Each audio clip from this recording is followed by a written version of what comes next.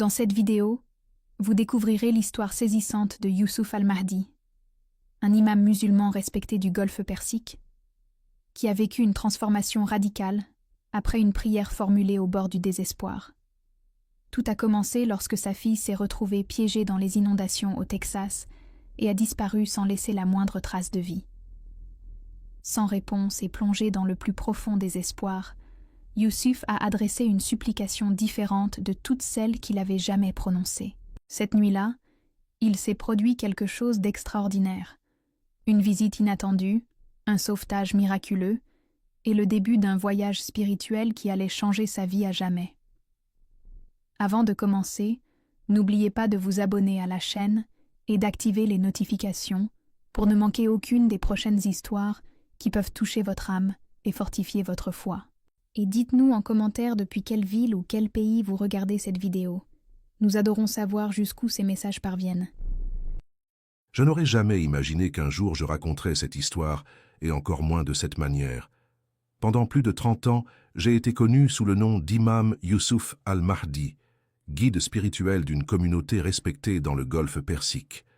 Ma vie se résumait à une routine de prière, d'études du Coran et de conseils religieux. Je parlais avec conviction, je prêchais avec ferveur, et je portais le poids de l'autorité sur mes épaules comme une mission divine. J'ai grandi en croyant qu'il n'existait qu'une seule vérité, et que tout ce qui s'écartait de la tradition islamique était erreur, déviation, perdition.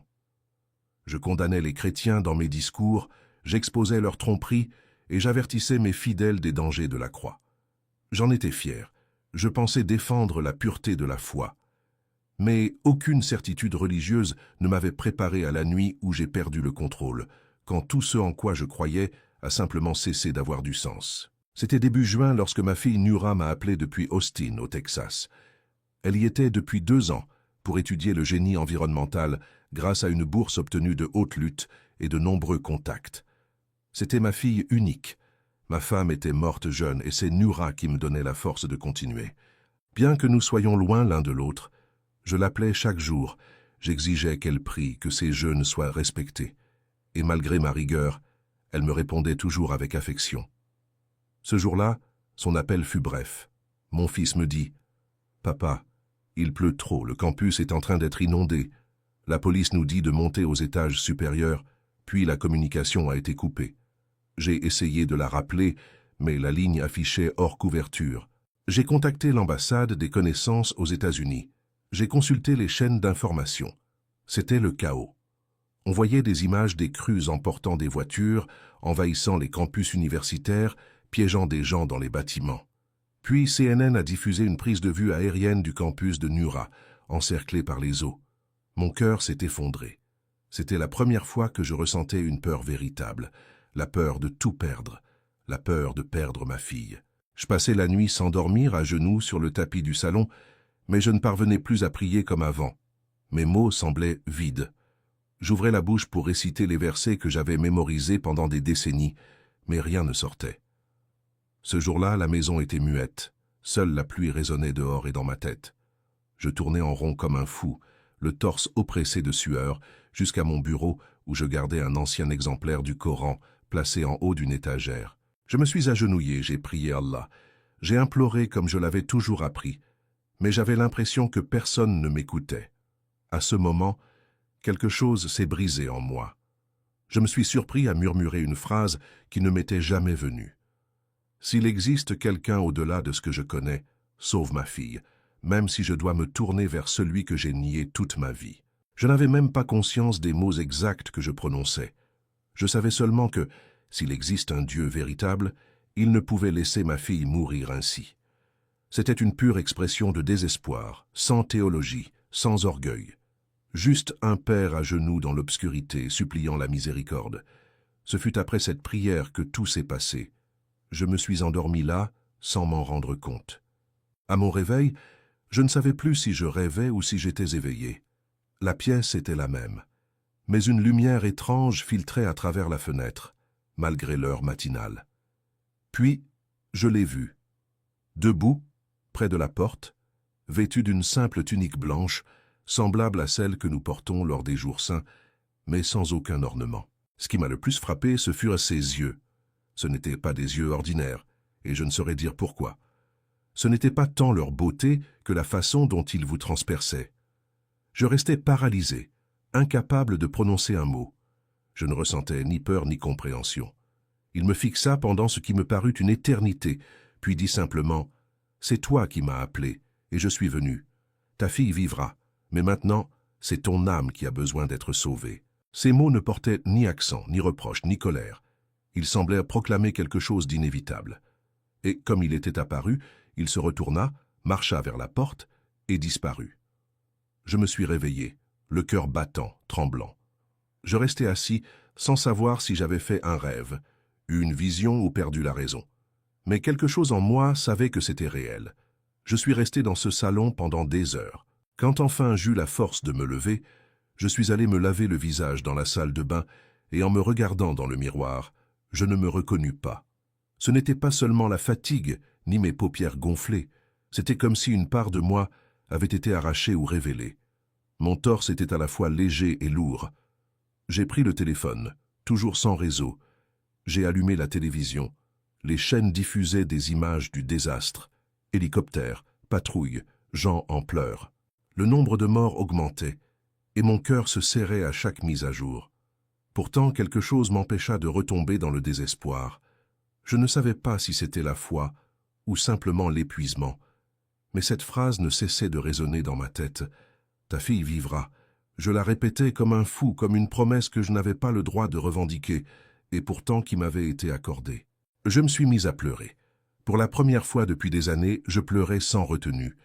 Je pleurais comme un père, comme un homme brisé, comme quelqu'un qui n'a plus rien à perdre. C'est presque à l'aube que le téléphone vibra, un numéro américain inconnu. Je répondis sans réfléchir. La voix à l'autre bout était celle d'une femme émue, coordinatrice d'une équipe de secours bénévole liée à une église locale.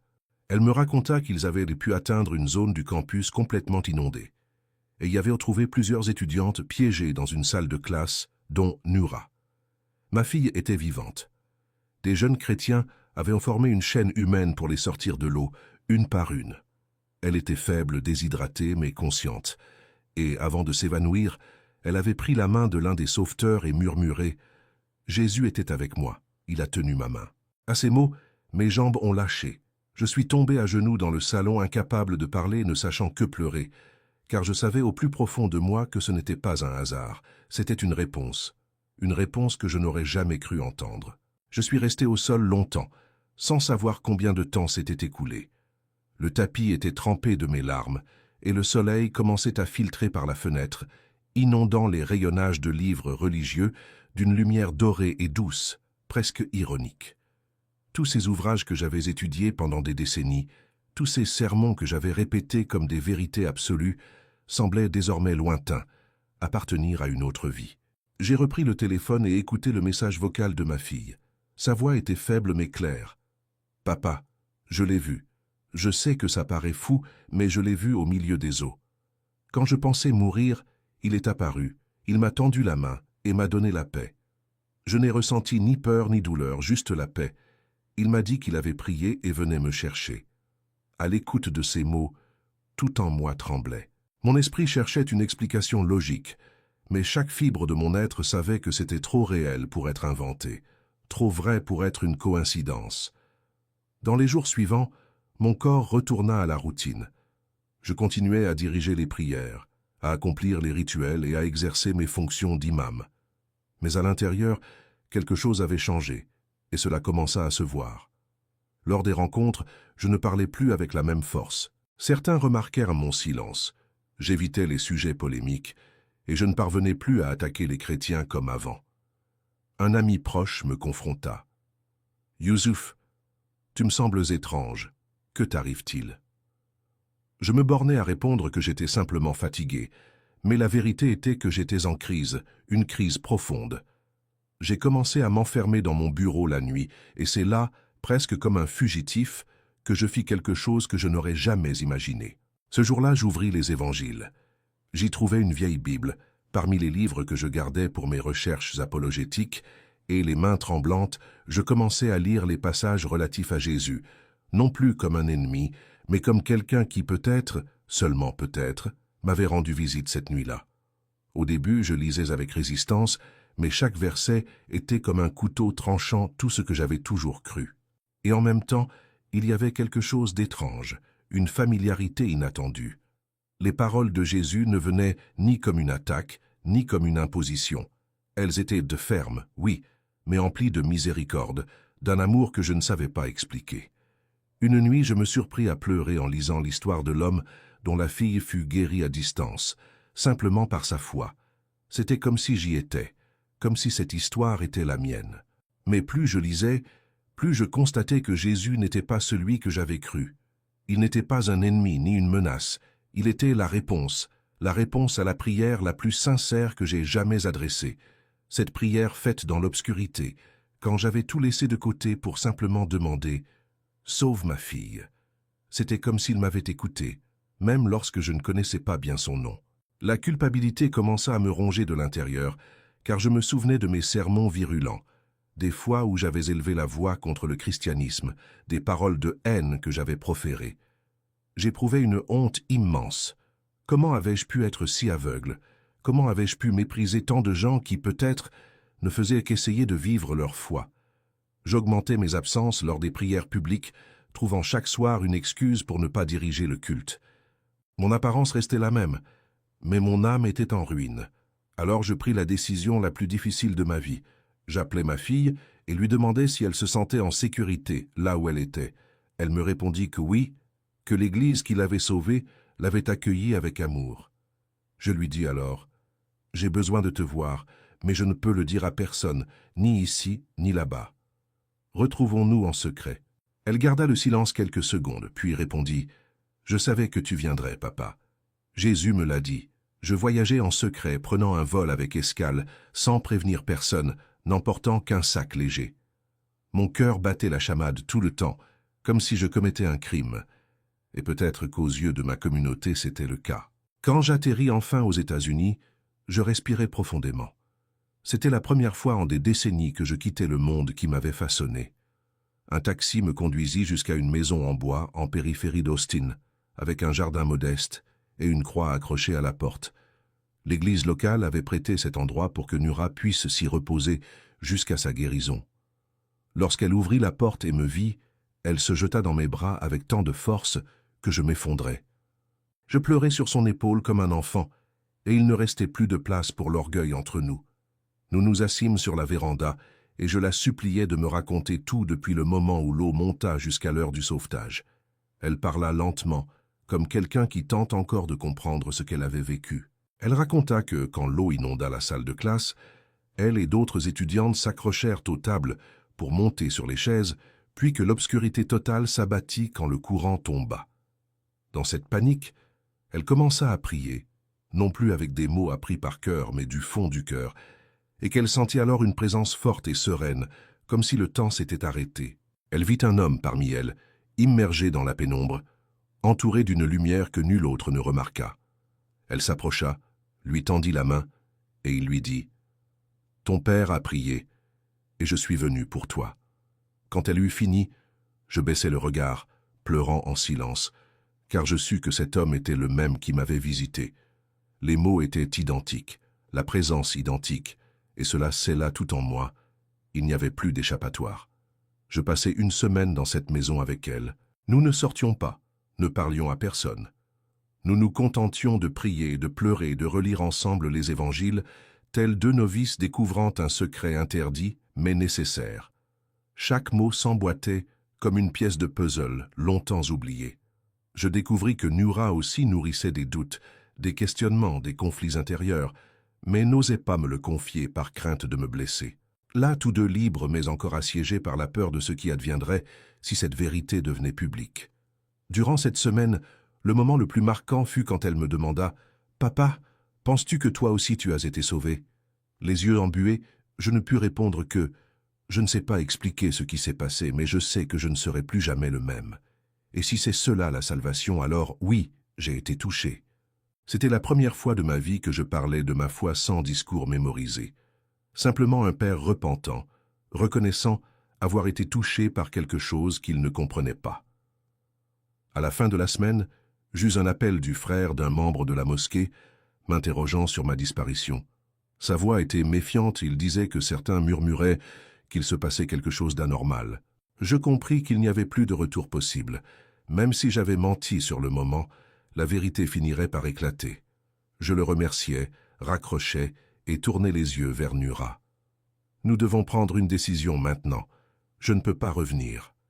Elle garda le silence quelques instants, puis dit « Alors commençons ici une nouvelle vie en toute vérité. » Cela semblait simple, et pourtant c'était l'une des phrases les plus difficiles que j'eusse jamais entendues. Tout laisser derrière moi, ma terre, ma position, mon histoire. Mais à cet instant, tout ce que je désirais était de vivre dans la vérité. Et je sus au plus profond de mon âme qu'aucune vérité n'était plus grande que celle qui m'avait visité cette nuit de désespoir. 2 jours plus tard, nous entamâmes les démarches légales pour ma résidence aux États-Unis. Ce fut un processus discret, guidé par des membres de l'Église locale qui comprirent la gravité de notre situation. Ils ne posèrent aucune question, ne nous contraignirent à rien. Ils nous accueillirent simplement avec un respect silencieux qui me désarmait. Toute ma vie, j'avais vu les chrétiens comme des ennemis, et voici qu'ils se montraient là, à me nourrir, à m'aider à remplir des formulaires, à nous offrir refuge. Une dame nommée Grace m'apporta une nouvelle couverture un soir en disant « Tu es le bienvenu ici, mon frère. Dieu a déjà commencé quelque chose de beau dans ta vie. » Je ne pus que hocher la tête, retenant mes larmes. Je me sentais si petit, ignorant comment les remercier, et pourtant chacun de leurs gestes était une brique en moins dans le mur que j'avais construit toute ma vie. Pendant toute ma vie, pour la première fois, j'ai commencé à comprendre ce qu'est l'amour inconditionnel. Un amour qui n'exige rien, qui n'accuse pas, qui ne fait que tendre la main. Aujourd'hui, avec le temps, nous avons quitté le refuge et sommes partis vivre dans une ville plus petite. Nous avons loué un petit appartement de 2 chambres et d'un salon réduit, mais c'était tout ce dont nous avions besoin. Nura a obtenu son transfert dans une université voisine et a repris ses études. Quant à moi, j'ai commencé à travailler à la traduction de textes religieux, tant islamiques que chrétiens, tout en continuant à étudier, à lire et à essayer de reconstruire ma foi depuis zéro. Ce ne fut pas facile. J'ai traversé des crises, j'ai fait des cauchemars, j'ai eu des doutes. Le matin, il m'arrivait de me réveiller en sueur, peur de commettre une erreur irréparable. Mais alors, je me souvenais du regard de cet homme dans la pièce, de la main qu'il avait tendue à ma fille dans les eaux, de la paix qui avait envahi mon cœur après cette nuit-là, et la certitude revenait, parfois faiblement, mais toujours là. Peu à peu, j'ai fait la connaissance d'autres ex-musulmans ayant vécu des expériences similaires. Je me suis rendu compte que je n'étais pas seul, et cela m'a donné la force de continuer. Je ne suis plus imam, et je ne suis plus le Youssouf d'avant. Aujourd'hui, je suis père et je suis croyant en Jésus, et cela me suffit. Bonjour. Quelques semaines se sont écoulées depuis tout cela, mais chaque jour, je me réveille encore avec la sensation de vivre quelque chose d'inexplicable. On ne peut pas appeler cela un rêve tant c'était trop réel, et je ne sais pas si je peux l'appeler miracle, car j'essaie toujours de comprendre ce qui s'est réellement passé. Tout ce que je sais, c'est que depuis cette nuit-là, je ne suis plus le même. Ma fille est vivante, et cela à lui seul aurait suffi. Mais ce n'est pas elle seule qui a été sauvée. Moi aussi je l'ai été. Non pas d'une noyade, mais de moi-même, de mon orgueil, de ma cécité, de cette rigidité qui m'empêchait de voir quoi que ce soit en dehors de ma tradition. Aujourd'hui, quand je ferme les yeux, je vois encore le visage de cet homme, la douceur de son regard, la fermeté de sa voix. Ta fille vivra, mais maintenant, c'est ton âme qui a besoin d'être sauvée. Ces mots résonnent en moi chaque jour et me donnent encore des frissons. J'ai vécu caché, mais je n'ai toujours pas eu le courage de le dire à ma famille ni à quiconque de ma communauté d'origine. S'ils savaient que j'ai abandonné ma fonction d'imam, que je lis les évangiles et que je prie au nom de Jésus, ce serait ma condamnation. Je n'exagère pas, je connais les conséquences. C'est peut-être pour cela que je n'ai pas encore osé témoigner publiquement. Pourtant, j'avais besoin de l'écrire, besoin de le raconter d'une manière ou d'une autre, même si personne ne sait qui je suis, car garder tout cela pour moi aurait été, une fois de plus, renier celui qui m'a répondu quand j'ai crié. Je ne suis pas là pour convertir quiconque ni pour prouver quoi que ce soit. Je dis simplement la vérité qui m'a atteint alors que j'étais à genoux dans l'obscurité, sans savoir en qui croire. Et c'est à ce moment-là qu'il est venu, sans cérémonie ni avertissement. Il est simplement venu. Je n'ai pas encore mis les pieds dans une église, non par manque de désir, mais par prudence. Il y en a une dans notre quartier, petite, de briques sombres et aux vitraux simples. Je suis passé devant plusieurs fois, juste pour l'observer. Un jour, la porte était ouverte. Je me suis assis sur le banc de pierre à l'extérieur et y suis resté 15 minutes, contemplant la lumière filtrant à travers les vitraux colorés. C'était au crépuscule, le ciel était orange, et j'entendais un chant doux venant de l'intérieur. C'était la première fois que je ressentais une paix véritable depuis mon départ de mon pays. Une paix physique, comme si tout mon corps avait cessé de se battre. J'ai pensé entrer, mais je n'ai pas pu. J'avais peur non pas des autres, mais de moi-même, de ce que cela signifierait, de franchir une ligne sans retour. J'ai alors fermé les yeux, et sur place, j'ai murmuré une prière basse et sincère. « Seigneur, je ne sais pas comment on fait, mais je suis ici. » Nura me voit silencieux presque tous les jours, mais elle sait que je mène un combat intérieur. Parfois, elle s'assoit par terre dans le salon et lit à voix haute un passage de l'Évangile, et moi j'écoute comme quelqu'un qui a soif.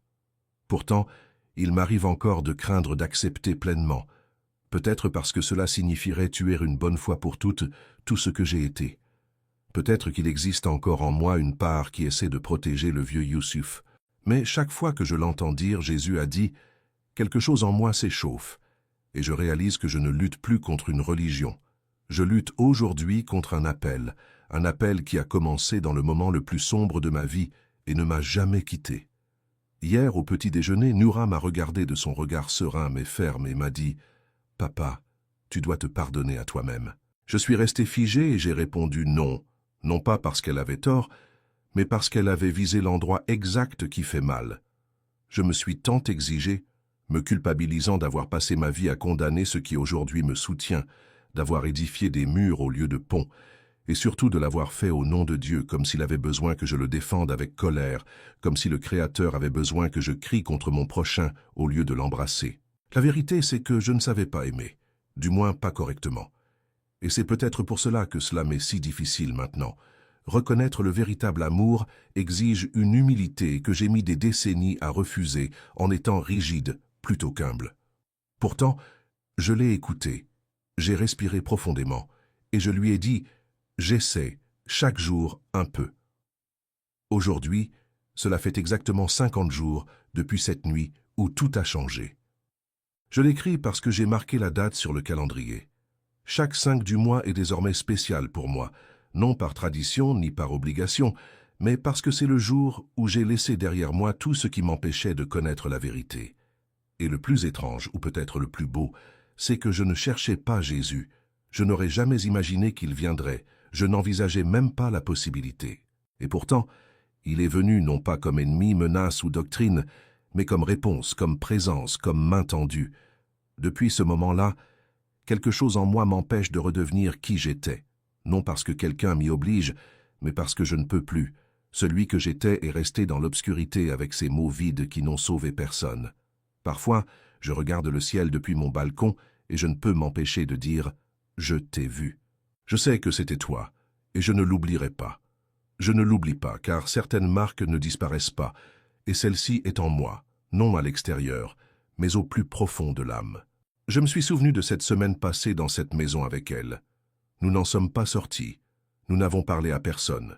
Nous avons juste prié, pleuré, puis lu ensemble le Coran et la Bible, côte à côte, en disant « Étudions avec honnêteté, sans peur, sans doctrine, simplement à la recherche de la vérité. » Elle m'a regardé, les yeux pleins de larmes, et a dit « J'ai attendu toute ma vie pour entendre ça.